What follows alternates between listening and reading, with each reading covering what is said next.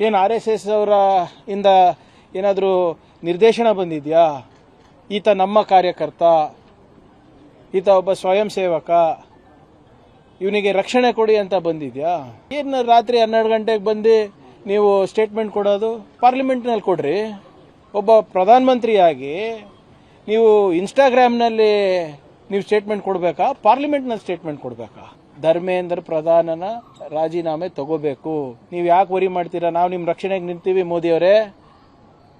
Congress will stand by you. ಹೆದರ್ಕೋಬೇಡಿ, ರಾಜೀನಾಮೆ ಪಡೀರಿ. We are with you.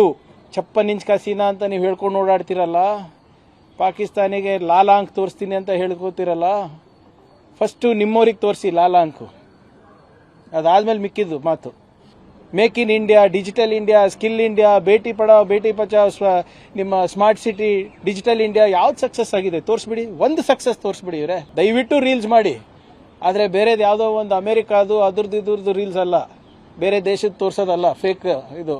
ನಿಮ್ಮ ಸಾಧನೆಗಳು ಏನಿದೆ ತೋರಿಸಿ. ಏನು RSS ಅವರ ಇಂದ ಏನಾದರೂ ನಿರ್ದೇಶನ ಬಂದಿದೆಯಾ? ಈತ ನಮ್ಮ ಕಾರ್ಯಕರ್ತ, ಈತ ಒಬ್ಬ ಸ್ವಯಂ ಸೇವಕ, ಇವನಿಗೆ ರಕ್ಷಣೆ ಕೊಡಿ ಅಂತ ಬಂದಿದೆಯಾ? ಇದು ಪಾರದರ್ಶಕವಾಗಿ ಹೊಣೆಗಾರಿಕೆ ಇರುವಂತ ಸರ್ಕಾರ ಅಂತ ಹೇಳ್ಬೋದಾ ನಾವು? ಏನು ರಾತ್ರಿ 12 ಗಂಟೆಗೆ ಬಂದು ನೀವು ಸ್ಟೇಟ್ಮೆಂಟ್ ಕೊಡೋದು? ಪಾರ್ಲಿಮೆಂಟ್ನಲ್ಲಿ ಕೊಡ್ರಿ. ಒಬ್ಬ ಪ್ರಧಾನಮಂತ್ರಿಯಾಗಿ ನೀವು ಇನ್ಸ್ಟಾಗ್ರಾಮ್ನಲ್ಲಿ ನೀವು ಸ್ಟೇಟ್ಮೆಂಟ್ ಕೊಡಬೇಕಾ? ಪಾರ್ಲಿಮೆಂಟ್ನಲ್ಲಿ ಸ್ಟೇಟ್ಮೆಂಟ್ ಕೊಡಬೇಕಾ? ಹೊಣೆಗಾರಿಕೆ ನೀವು ಹೊತ್ಕೋಬೇಕಾ? ಏನು ಅದನ್ನು ವಿರೋಧ ಪಕ್ಷಕ್ಕೆ ಬಿಟ್ಟಿದ್ದೀರಾ? ನನಗೆ ಆಶ್ಚರ್ಯ ಏನಪ್ಪ ಅಂದರೆ, ಎಲ್ಲ ಕಠಿಣ ಪ್ರಶ್ನೆಗಳು ಸರ್ಕಾರದ ಬಗ್ಗೆ ವಿರೋಧ ಪಕ್ಷದವ್ರಿಗೆ ಕೇಳ್ತಾ ಇದ್ದೀರಾ.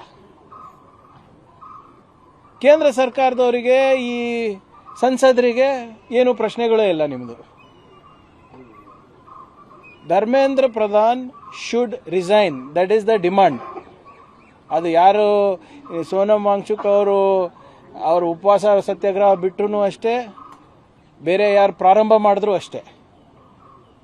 ವಿದ್ಯಾರ್ಥಿಗಳ ಭವಿಷ್ಯದ ಬಗ್ಗೆ ಕಾಳಜಿ ಇದ್ರೆ, ಬದ್ಧತೆ ಇದ್ರೆ, ನೀವು ಅಮೃತ್ ಕಾಲ ಕಟ್ಟಬೇಕು ಅಂತ ಇದ್ರೆ, ವಿಕಸಿತ ಭಾರತ್ ಮಾಡಬೇಕು ಅಂದರೆ ಯುವಕರನ್ನ ದೂರ ಇಟ್ಟು ಮಾಡ್ಲಿಕ್ಕಾಗೋದಿಲ್ಲ.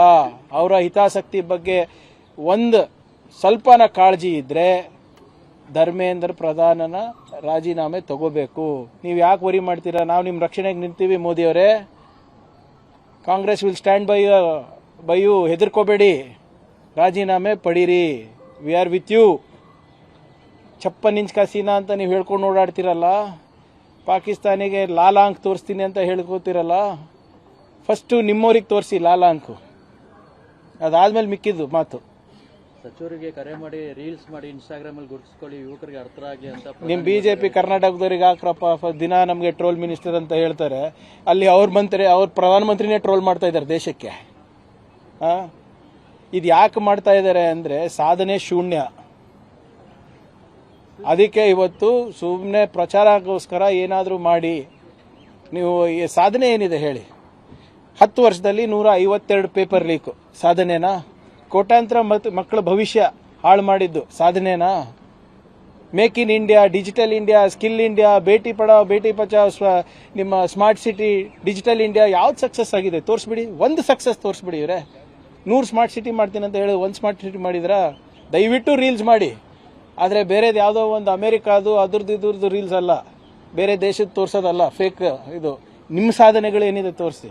ನಮ್ಮ ಕಾರ್ಯಕ್ರಮಗಳನ್ನು ನೀವು ನೋಡ್ತಾ ಇದ್ರೆ ನಮ್ಮ ಚಾನೆಲ್ ಅನ್ನ ಸಬ್ಸ್ಕ್ರೈಬ್ ಮಾಡಿ, ಪಕ್ಕದ ಬೆಲ್ ಐಕಾನ್ ಒತ್ತಿ ನಮ್ಮನ್ನ ಬೆಂಬಲಿಸಿ.